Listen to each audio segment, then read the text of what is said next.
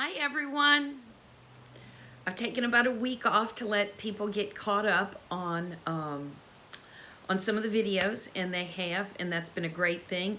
I'm only going to do a couple more, maybe two, three, four more in this series, and then I'll probably maybe even teach some other things. There's just so many themes in the scriptures that have not been taught, and it's shocking, but it is what it is. So today, what I'm going to do is give some perspective.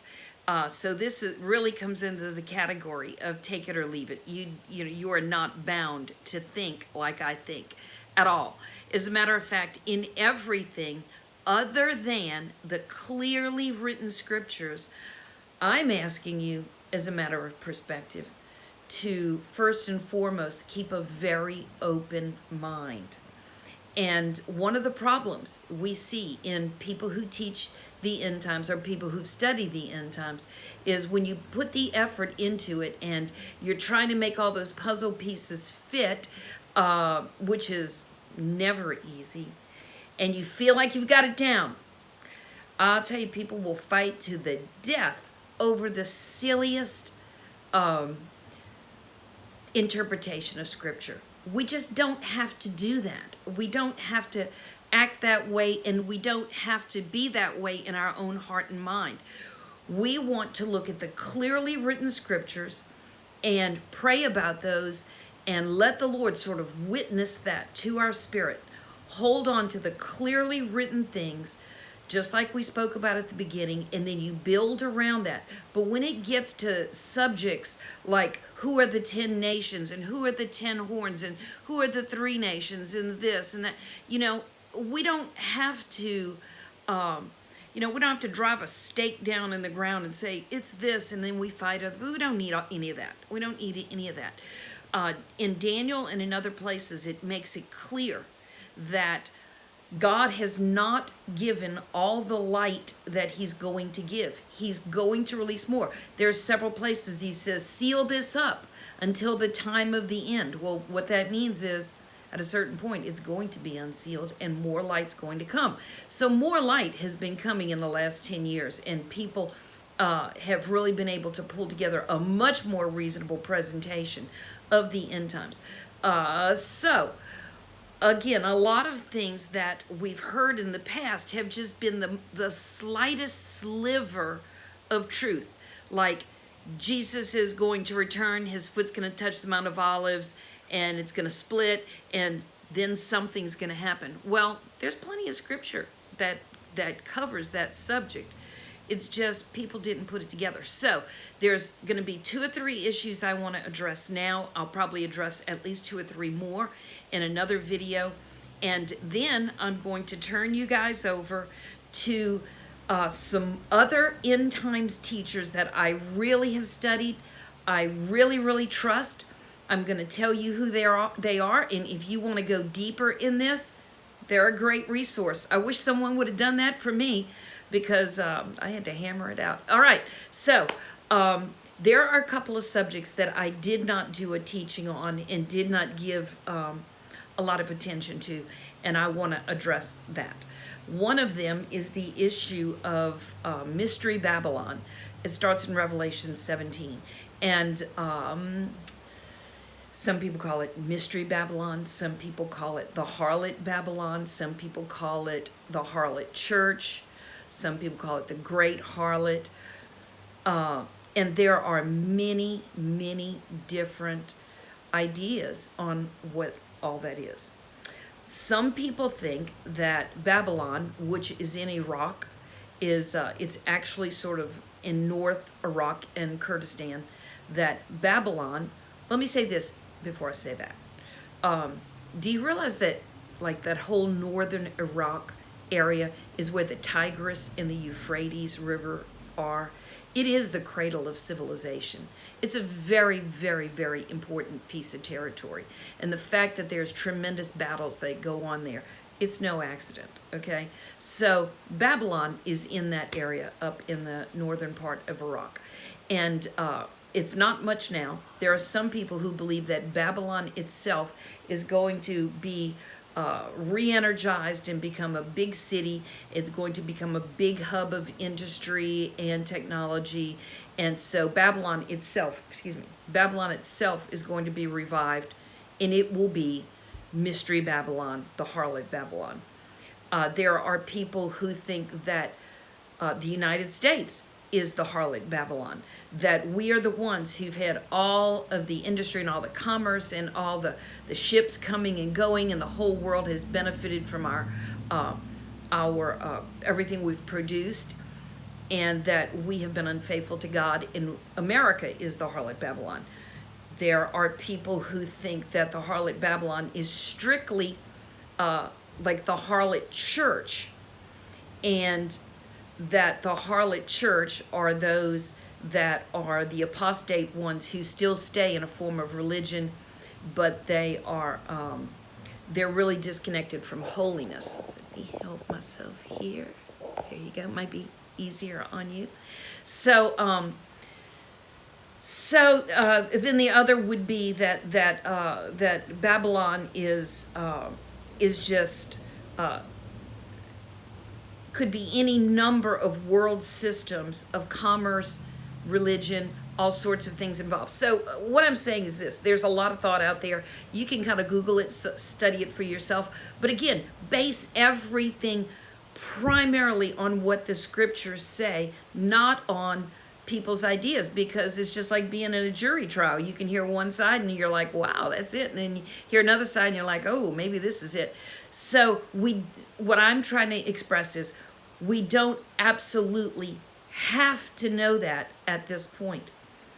What we need to do is be completely devoted to Jesus Christ and have no other agenda. And if the Lord indicates to you something about Mystery Babylon, then you work with him in that. You know, the other day, we're still in the midst of this COVID thing. I went into a department store I always go in, and it had about half the product it normally has. And we've been in this now for months. I said, Lord, what is the message of this? What is the message of this? And I just felt in my heart, maybe the Lord's saying, you know, you've bought enough stuff by now. And the whole United States is overloaded with possessions.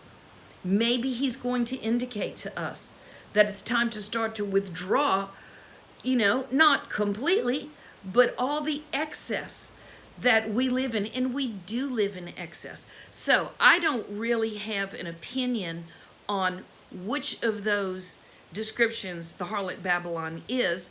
I do believe that there's going to be a harlot church.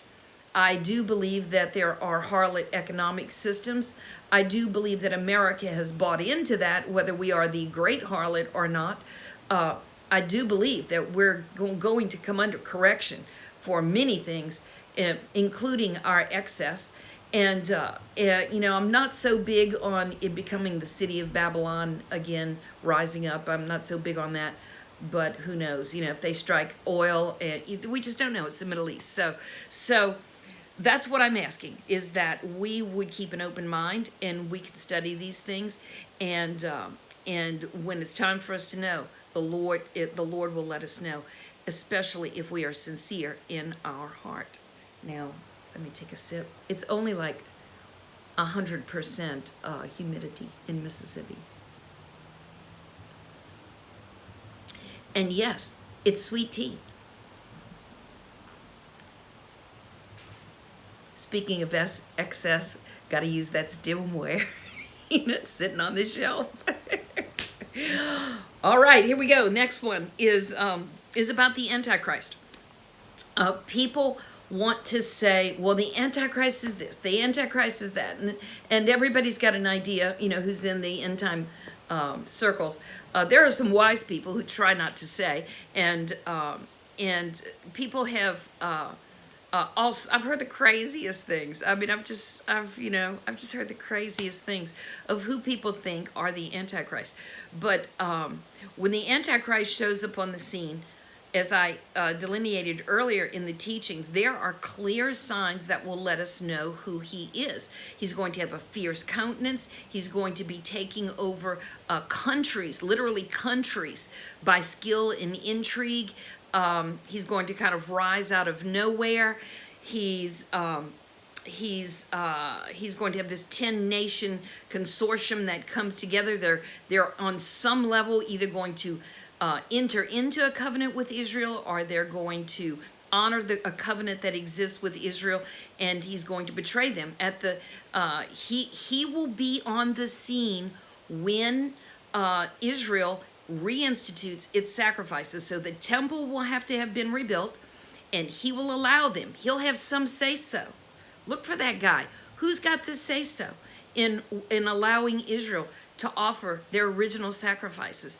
And then at the 3.5-year point, he will stop those sacrifices. He will take his stand in the actual temple, declare himself to God as to be God. Well, at that point, there's no question that you're looking at the Antichrist. So we don't need to spend a lot of energy speculating on who it is. I've had people say it's Tony Blair. I've had people say it's Barack Obama. There's just all sorts of stuff out there, but we don't know that yet. And so far, there's no one that I know of that has really fit all the criteria. So again, it's another one of those subjects that people, when they make up their mind, they'll fight you to the mat to get you to believe what they believe.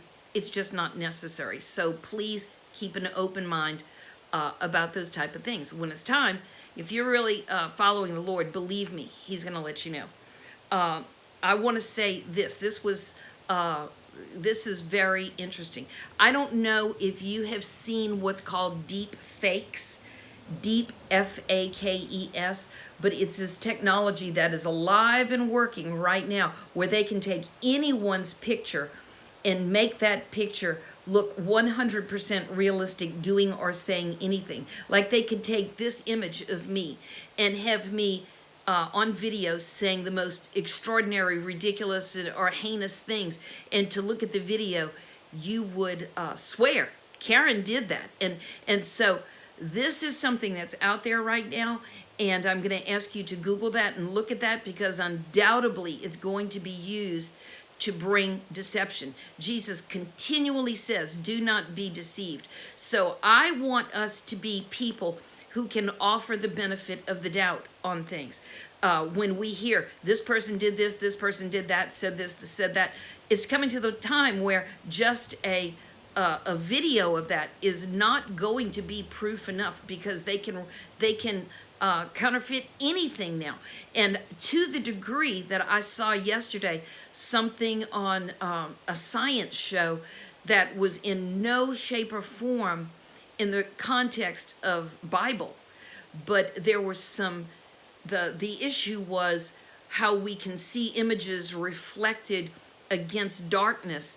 And there were some people in a plane who had a projector, and they were flying alongside of dark clouds, and they were projecting pictures on those clouds, and it looked like the picture was moving on those clouds, and it was very realistic. And of all things that they had coming out of their projector, it was projecting a man riding a horse across the sky. And that horse looked like it was swiftly moving. Well, gee, isn't that interesting? That great darkness is going to cover the earth, and Jesus is going to return on a horse coming through the sky. Now, whether they did that purposefully or not, I don't know. I'm saying Jesus says over and over and over again, do not be deceived. So we've got to get our antenna up, and we've got to be thinking. We also have to be prepared to give people the benefit of the doubt. This cancel culture, where the first time it's broadcast that someone does or says something we disagree with, and people are cutting them off at the knees. We can't be those kind of people.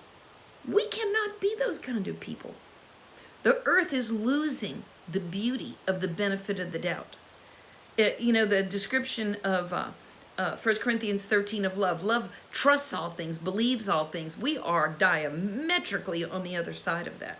So I'm just saying, please consider these things. I've got a few more I'm going to give you tomorrow. And then as a special treat, I've got a friend who's one of our Jam Hop guys. He's actually one of our worship leaders. And he is going to come and sit down with me and do 1 or 2 sessions on what we call the second coming procession. Because when Jesus returns, he's not just coming down like out of the sky to one place and every eye will see him. There's plenty of scripture that shows him coming down and moving across the earth. And my friend Joe is going to lay all that out for you. And hopefully it will just be a new understanding that you see. But again, it's got to be based in the Word, and we're going to be doing that in the next coming week. So thank you with all my heart. I thank you guys for hanging in here with me. It's been so sweet. Everybody's been saying, where's number 37? So here's number 37, and I'm going to do a number 38 on some more of these subjects. And you know, God bless you. I hope you have learned something. I hope you've kept a notebook and have written some things down. And again, I'm on Facebook.